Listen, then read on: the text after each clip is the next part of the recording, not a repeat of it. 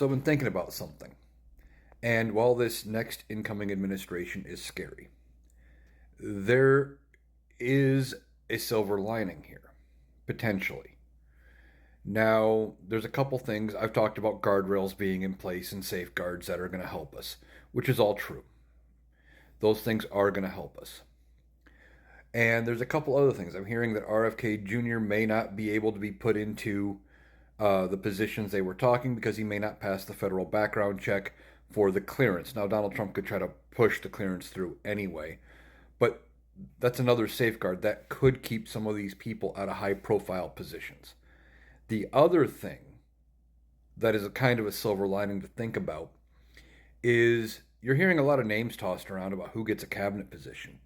We've had a lot of issues with Senator Tommy Tuberville in out of Alabama, and he was holding up promotions for the military because he didn't get his way about the military paying for female soldiers to travel for health care and things like that. We've had issues with him, but he's being talked about as being a member of Donald Trump's cabinet or some high level position. Same with Marjorie Taylor Greene.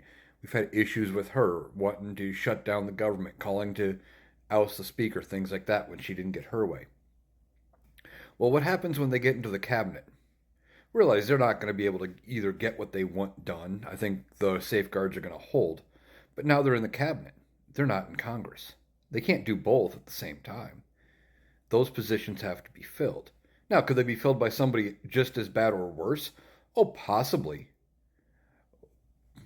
But possibly they get filled by somebody, I wouldn't say better because we're still dealing with Republicans, but somebody who at least understands how politics works or is willing to learn how politics works and not just, you know, hold their breath and stomp their feet when they don't get their way. Now we could be dealing with better Republicans out of it and maybe be able to actually get some things done. The other thing is apparently there's already infighting between the incoming Trump administration or some of his advisors and the Senate and Senate Republicans because they're mad at Mitch McConnell for holding leadership talks. Next week they're going to start looking at who's going to be the majority leader, who's going to be in key leadership positions.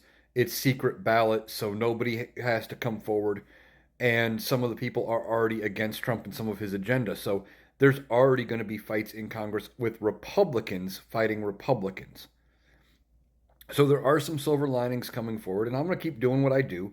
We're going to keep talking about it and, you know, see what actually happens. But all hope isn't lost. We do have time. And we just have to get through to the midterms where I think Democrats are going to probably retake both chambers of Congress just based on historical precedent of the party in power doesn't always gain positions in Congress, you know, in the midterms. They usually lose seats in the midterms, and especially if things start going bad, Democrats, if they play their cards right, could pick up seats and retake Congress and really be a thorn in Donald Trump's side.